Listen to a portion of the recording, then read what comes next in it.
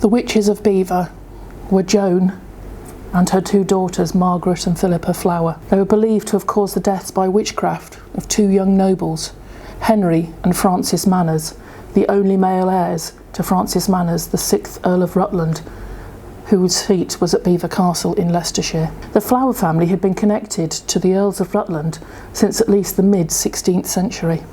And in their heyday, the Flower women had acted as ladies-in-waiting to the Countesses of Rutland and even retained servants of their own. Joan Flower herself was almost certainly in the employ of the Manners family in 1603, and her social position seems to have been comfortable until 1611, when she appears to have fallen on hard times, possibly owing to the death of her husband. Joan was looking after her daughters, Margaret and Philippa, on her own. The famously generous Earl and Countess of Rutland evidently felt some responsible for the Flower women, as it is recorded that they daily found relief from the castle. Joan and her daughters were offered employment at the castle in 1612 as day servants, possibly to assist in preparations for the visit of King James I in August of that year. They remained in service long after the king had left.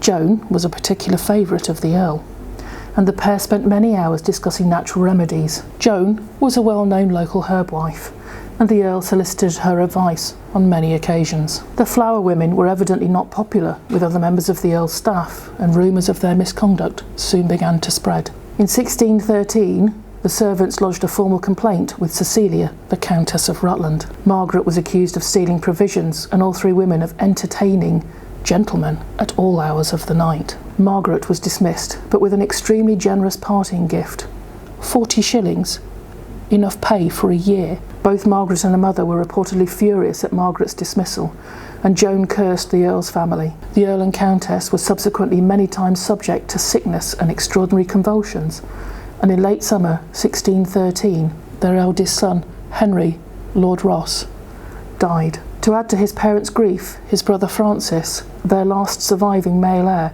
shortly afterwards fell ill with the same symptoms as his brother. The Earl employed several eminent physicians in an attempt to restore his son to health, one of whom, Richard Napier, believed passionately that witchcraft was at the heart of many illnesses. Rumours abounded amongst the servants and local villagers that the Flower women were evil witches, and it seems that the Earl and the Countess gradually began to be swayed to that opinion. The conventional wisdom of the time among many was that victims of bewitchment could only be healed if the witch could be forced to confess, or by the death of the witch, both of which were matters for the law.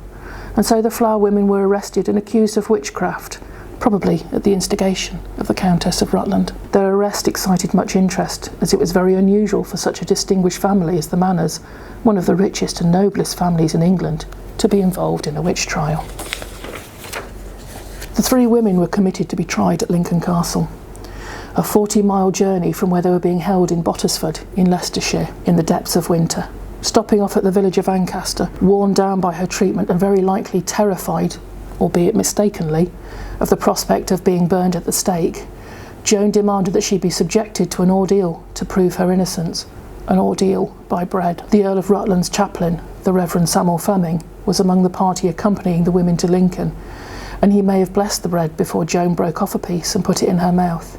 Immediately, she fell down and died. Joan Flower was buried at a crossroads in Ancaster. A witch should always be buried at a crossroads, because that way, if they ever came back, they didn't know which way to go. Margaret and Philippa were subjected to a series of interrogations in January and February of 1619. Margaret admitted that she, her mother and her sister had conspired to bring about the death of the Earl's eldest son Henry with the help of her mother's familiar, a cat named Rutterkin. Philippa appears to have been made of sterner stuff and consistently refused to confess to having caused the boy's death, admitting only that she had used magic to make him sick. But she did otherwise confirm Margaret's story about their mother casting a spell on him. According to the account published in The Wonderful Discovery of the Witchcrafts of Margaret and Philippa Flower, the devil took advantage of the fury felt by Margaret and her mother on her dismissal from the Earl's service by promising to help them wreak revenge on the family in return for their souls. In the examination of Philippa Flower, sister of Margaret Flower, and daughters of Joan Flower, before Sir William Pelham and Mr. Butler, Justice of the Peace, February the 4th, 1618. which was brought in at the assizes as evidence against her sister Margaret. She saith that her mother and her sister maliced the Earl of Rutland, his countess and their children, because her sister Margaret was put out of the ladies' service of laundry and exempted from other services about the house, whereupon her said sister, by the commandment of her mother, brought from the castle the right-hand glove of the Lord Henry Ross, which she delivered to her mother, who presently rubbed it on the back of her spirit ratakin, and then put it into hot boiling water. Afterwards she pricked it often and buried it in the yard, wishing the Lord Ross might never thrive. Margaret and Philippa stood trial in early March at Lincoln Assizes, in front of Sir Henry Hobart and Sir Edward Bromley. Both were eminent legal figures, and Bromley had been one of the presiding judges at the Pendle witch trials of 1612. No defence lawyers were allowed, as it was feared that they would be aided by the devil, so the judges made their decision based on the written testimonies presented to them and any witness statements. The only witness recorded as giving evidence was the Earl of Rutland himself. Margaret and Philippa were found guilty under the terms of the Witchcraft Act of 1604 and duly executed on the 11th of March 1619.